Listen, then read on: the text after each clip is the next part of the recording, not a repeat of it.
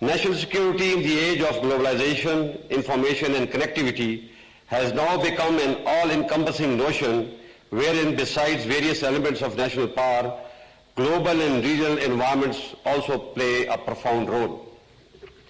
National security is thus multi-layered, outer layer being the exogenous factors of global and regional environment, and the inner layer being the endogenous factors of internal peace, stability, and developmental orientation. A nation at peace and a region in harmony are thus essential prerequisites for attainment of national security in the true spirit. No national leader of today can ignore these facts. I also firmly believe that no single nation in isolation can perceive and further its quest for security, as every single issue and security dilemma faced by today's world is intimately linked with global and regional dynamics. Whether it be human security, extremism, human rights, environmental hazards, economic security, or pandemic, responding in silos is no more an option. Ladies and gentlemen, the world has seen ravages of World War and Cold War, wherein polarization and neglect of virtues blighted human future and brought catastrophic consequences for humanity. On the contrary, we have witnessed how multilateral rule-based platforms contributed towards good of mankind. Today we face the similar choices, whether to stay stitched in the acrimony and toxicity of the past, continue promoting conflict and get into another vicious cycle of war, disease and destruction, or to move ahead, bring the dividends of our technological and scientific advancement to our people and usher in a new era of peace and prosperity. We must not forget the desire to achieve autocracy was historically decisive and stimulus for grabbing more, leading to haves and have-nots. History has taught us that the way ahead has always been through an interconnected, interdependent, and collective sense of security. Today, the leading drivers of change in the world are demography, economy, and technology. However, one issue which remains central to this concept is economic security and cooperation. Frayed relations between various power centers of global and various power centers of the globe and boomeranging of competing alliances can bring nothing but another stint of Cold War. It is naive to apply the failed solution of yesteryears to the challenges of today and tomorrow. It is important for the world that the leading global players must reach a stable equilibrium in their relations through convergence instead of divergence. In this environment, developing countries like Pakistan today faces multi-dimensional challenges which cannot be navigated single-handedly. Similar situation is confronted by other countries in our region as well. Therefore, we all require a multilateral global and regional approach and cooperation to overcome these challenges. Dear participants, you are well aware that South Asia is home to 1/4 of the world's population.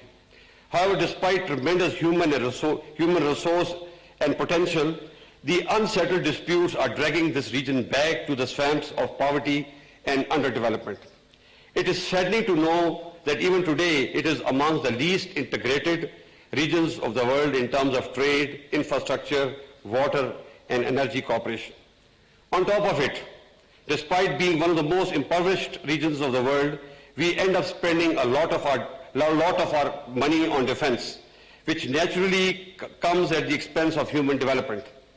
Pakistan has been one of the few countries which, despite the rising security challenges, has resisted the temptation of involving itself in an arms race.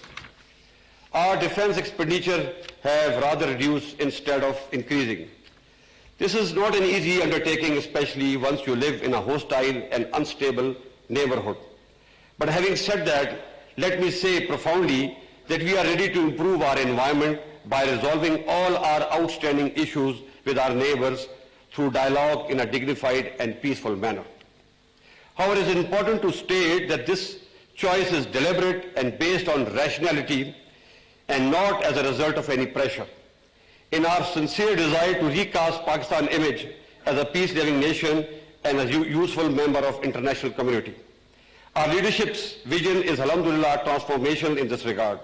We have learned from the past to evolve and are willing to move ahead towards a new future. However, all this is contingent upon reciprocity. Ladies and gentlemen, the world knows that we are geostrategically placed to be a bridge between civilization and connecting conduit between the regional economies. We are a nation of significance due to our large and enterprising demography, fertile soil, and adequate logistic infrastructure. We intend to leverage our vital geostrategic location for our own regional and global benefit. Our robust role in current quest for peace in Afghanistan is proof of our goodwill and understanding of our global and moral obligations. Our close collaboration and crucial support for peace process has led to the historic agreement between Taliban and US and paved the way for intra-Afghan dialogue. We will continue to emphasize on a sustained and inclusive peace process for the betterment of people of Afghanistan and regional peace. Moreover, beside offering our all-out support to Afghanistan peace process, we have also undertaken unprecedented steps to enhance Afghanistan's trade and connectivity by re-energizing Afghan-Pakistan transit trade agreement and also providing access to Afghanistan to export her goods to India. Improving economic and trade environment along Pak-Afghan border by establishing border markets and development of infrastructure. Being part of energy and trade corridor binding Central, South and West Asia through land routes and inviting Afghanistan to be part of CPEC. Dear participants, stable Indo-Pakistan relation is a key to unlock the untapped potential of South and Central Asia by ensuring connectivity between East and West Asia. The potential, however, has forever remained hostage to the disputes and issues between two nuclear neighbors. Kashmir dispute is obviously at the heart of this problem. It is important to understand that without the resolution of Kashmir dispute through peaceful means, process of subcontinental rapprochement will always remain susceptible to derailment due to politically motivated bellicosity. However, we feel that it is time to bury the past and move forward. But for resumption of peaceful process or meaningful dialogue, our neighbor will have to create conducive environment, particularly in Indian-occupied Kashmir. Ladies and gentlemen, today we are a nation of 207 million with tremendous geo-economic potential. In order to carve a promising future for our people, it is important for us to embark upon a solid economic roadmap backed up by infrastructural development and regional integration. Our choices with respect to the same have been clear and explicit. This geo-economic vision is centered around 4 pillars. 1, moving towards a lasting and enduring peace within and outside. 2, non-interference of any kind in the internal affairs of our neighboring and regional countries. 3, boosting intra-regional trade and connectivity. 4, bringing sustainable development and prosperity through establishment of investment and economic hubs within the region. Pakistan has been working towards all 4 aspects with unity of purpose and synchronization within the various components of national security. We had realized that unless our own house is in order, nothing could be expected from the outside. Now, after having overpowered the menace of terrorism and tide of extremism, we have begun to work towards sustainable development and improving economic condition of underdeveloped areas. Pakistan Army has contributed tremendously towards this national cause by rebuilding and mainstreaming some of the most neglected areas through massive development drives besides ensuring peace and security. Our long campaign against a tide of terrorism and extremism manifests our resolve and national will. We have come a long way and yet we are a bit short of our final objective, but we are determined to stay the course. Dear participants, CPEC has been at the heart of our economic transformation plan and we have left no quarter to declare its necessity for addressing our economic woes. Our sincere effort to make it inclusive, transparent and attractive for all global and regional players with the aim of bringing its benefit to everyone. Let me also emphasize that while CPEC remains central to our vision, only seeing Pakistan through CPEC prism is also misleading. Our immensely vital geostrategic location and a transformed vision makes us a country of immense and diverse potential, which can very positively contribute to regional development and prosperity. The vision, however, remains incomplete without a stable and peaceful South Asia.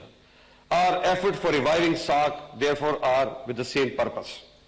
Our efforts for peace in Afghanistan and responsible and mature behavior in crisis situation with India manifest our desire to change the narrative of geopolitical contestation to geo-economic integration. We are doing our bit, but a major contribution is to be made by the global players through their cooperation. I am sure that an economically integrated South Asia is much more suited to them instead of war-torn, crisis-ridden and destabilized zone. We also have a hope in the form of incoming US administration, which can transform the traditional contestation into a gainful economic win-win for the world in general and the region in particular. South Asia can be the starting point for regional cooperation.